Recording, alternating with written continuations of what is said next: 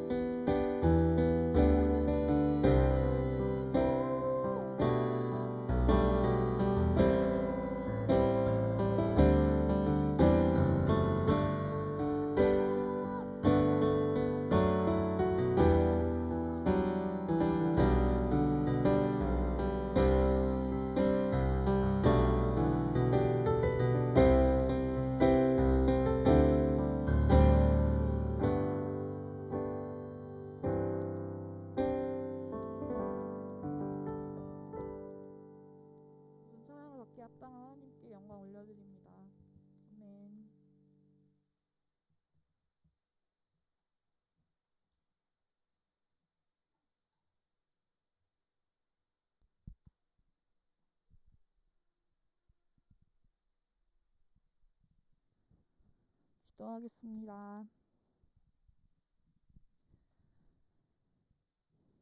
사랑이 많으신 아버지 하나님, 죄 많은 우리의 죄를 위하여 십자가에 달리시고 부활하시기까지 우리에게 영원한 생명과 부활의 소망을 주시니 참으로 감사합니다. 우리가 지난 한 주 동안 주님의 고난을 묵상하며 주님과 세상과 구별되게 살아가려고 했는데, 그럼에도 연약한 우리를 이 자리까지 지켜주시고 우리가 이 시간 부활의 주님을 함께 누리며 예배하게 하심을 참으로 감사합니다. 특별히 우리 예배 가운데 주님께서 함께하여 주셔서 삶 속에서 직면하는 문제들이 이 시간 해결되게 하시고, 또한 주님의 갈급한 마음으로 이 시간을 찾았다면 주님의 은혜를 충분히 누리고 나아갈 수 있는 귀한 예배 시간이 될 수 있도록 인도해 주세요. 아버지 하나님, 특별히 전도사님께서 말씀을 전하실 때 전하시는 말씀이 우리 중고등부 친구들이 선생님이 한마음이 될 수 있도록 인도하시고 주님의 나라가 넓히 이루어 나가는데 귀한 시간이 될 수 있도록 주님께서 인도해 주세요.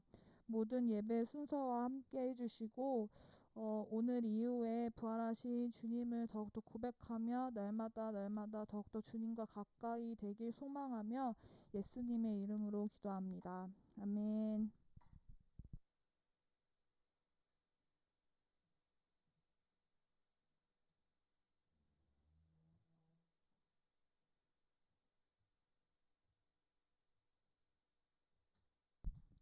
네, 오늘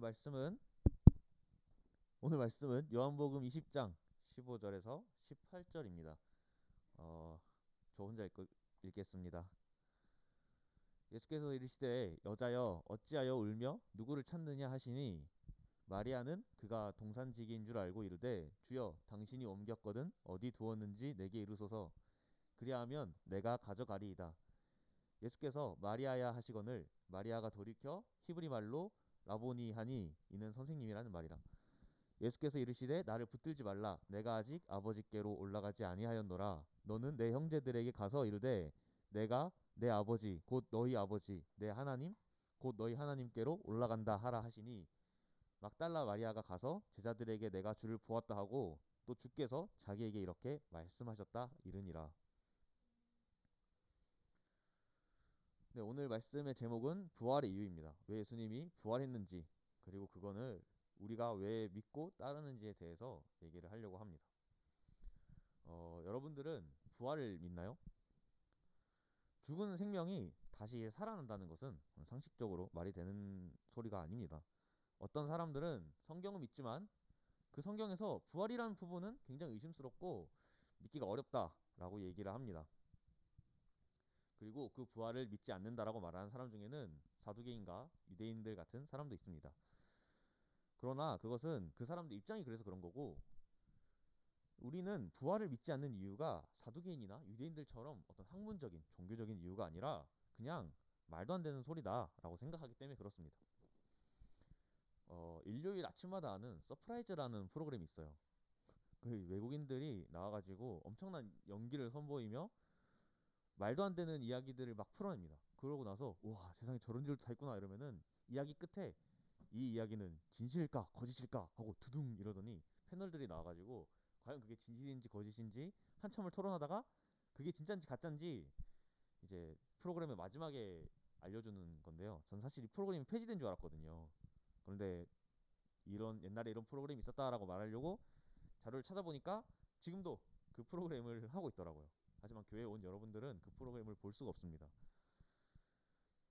UFC 보러 가야 된다고 교회 안 나가던 친구가 생각이 나네요. 그런데 이 서프라이즈라는 프로그램은 설득을 위해서 굉장한 공을 들입니다. 외국인들 섭외해가지고 분명 한국 사람한테 하는 프로그램인데 외국어로 이렇게 연기를 하고 밑에 자막도 달아주고, 그리고 이게 진짜인지 아닌지 막 자료도 갖고 와가지고 이런 게 있다 저런 게 있다 이렇게 제시를 해주는데, 성경은 딱히 우리를 설득할 생각이 없어 보입니다. 심지어 그 설득이라고 하기에는 굉장히 민망한 태도를 취한대요. 예수님이 죽었다가 살아났다 이러면 와 정말 말도 안 되는 소리다라고 생각하고 끝날 수 있습니다. 그런데 그게 너의 죄 때문이야라고 해서 갑자기 없는 내 죄를 만들어내는 기염을 토하게 되죠. 그 설득이 아니라 아예 척을 찌겠다라는 태도로 온갖 사람들을 괴롭히고 다닌 결과 이제 사람들이 기독교에 대한 안 좋은 인식이 생기기 시작했습니다.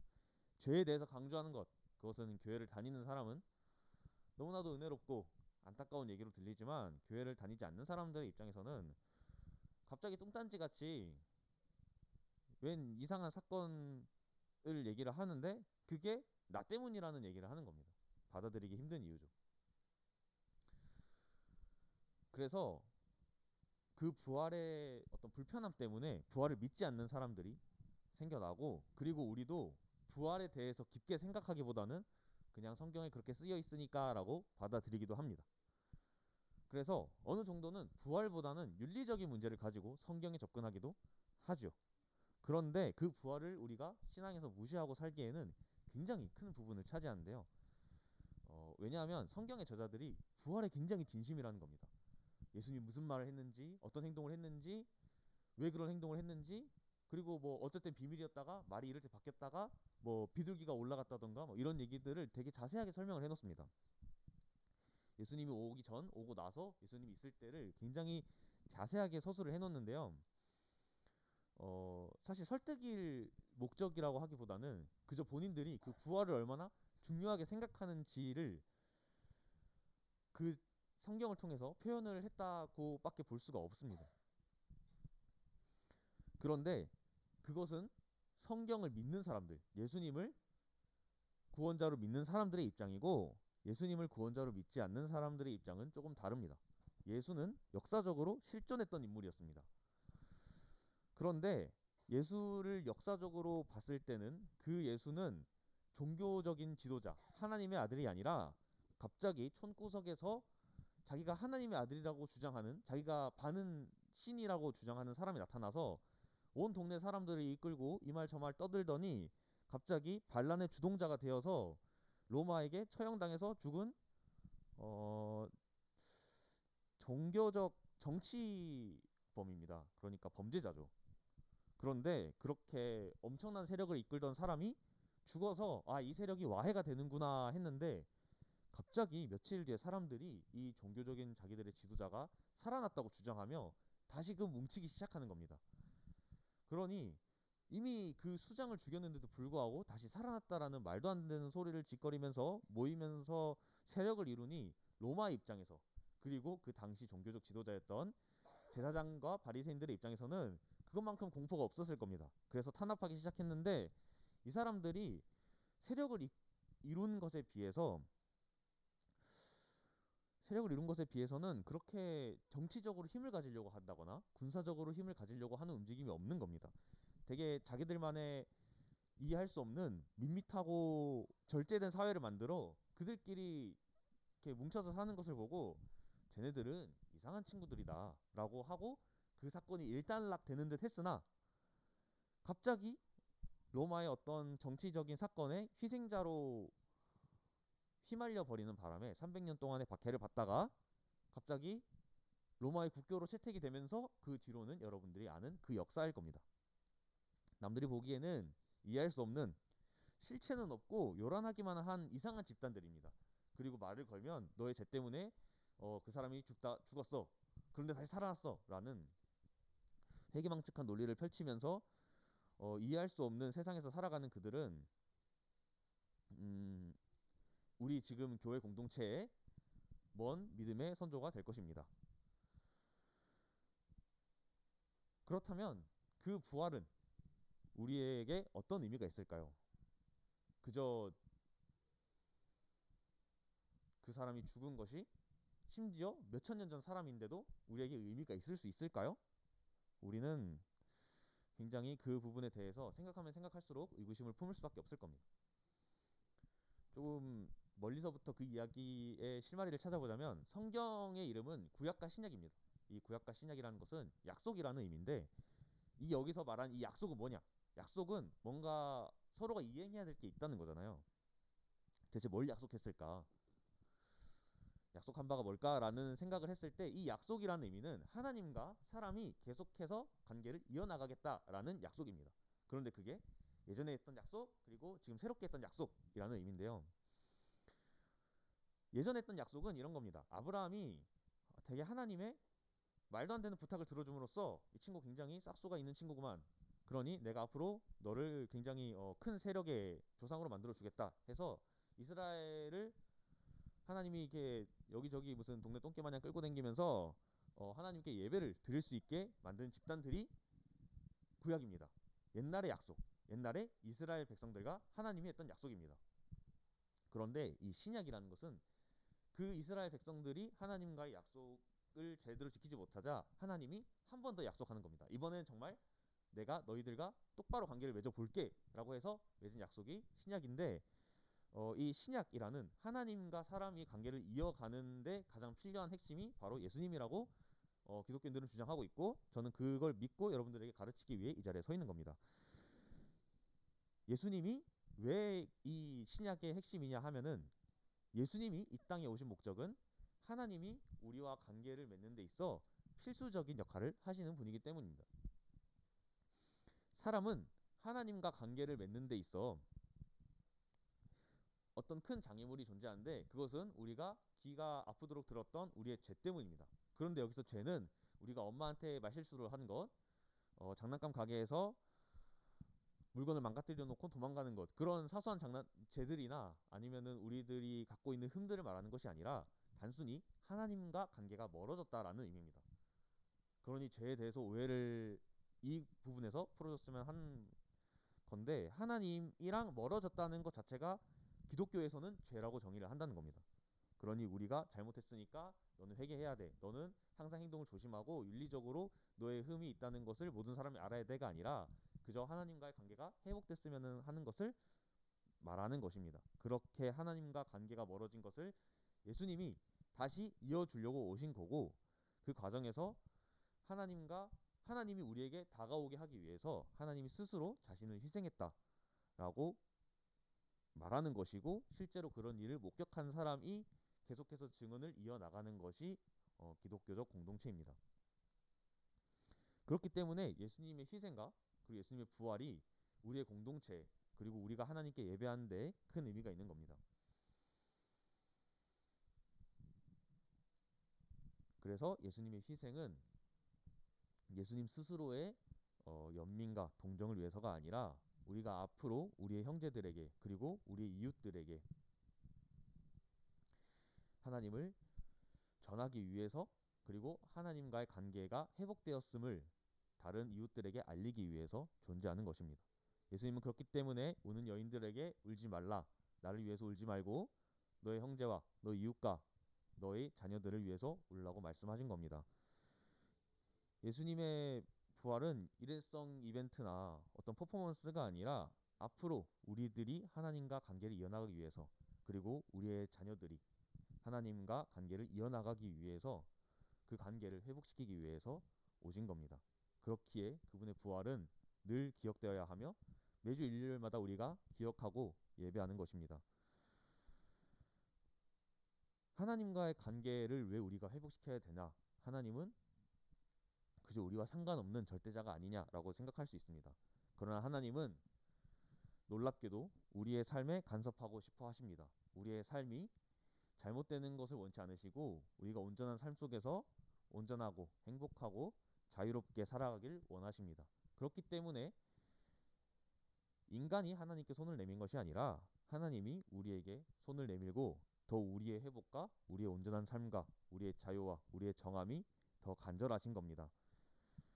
그렇기 때문에 우리는 부활을 의무로 받아들이는 것이 아니라 부활을 기억해야 하는 것이 아니라 부활을 기뻐해야 한다라고 이야기하는 것입니다.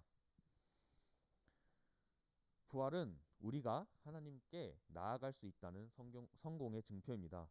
이제는 우리가 하나님께 기도하고 하나님과 함께 동행하며 기도와 말씀, 예수님의 가르치심을 통해 우리를 향한 하나님의 뜻을 알 수 있게 되었습니다.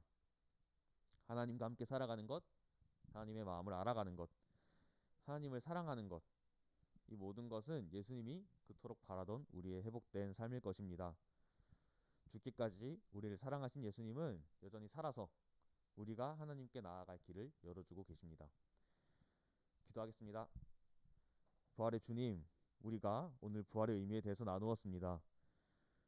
우리가 부활을 생각할 때 우리의 죄를 대속해 주시고 하나님께 예배할 수 있게, 동행할 수 있게, 하나님의 영광을 찬양할 수 있게 해주심을 감사드리며 또 기뻐하고자 합니다.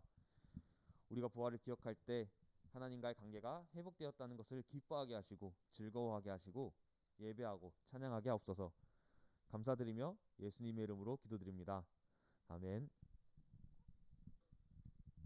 응원하는 시간입니다.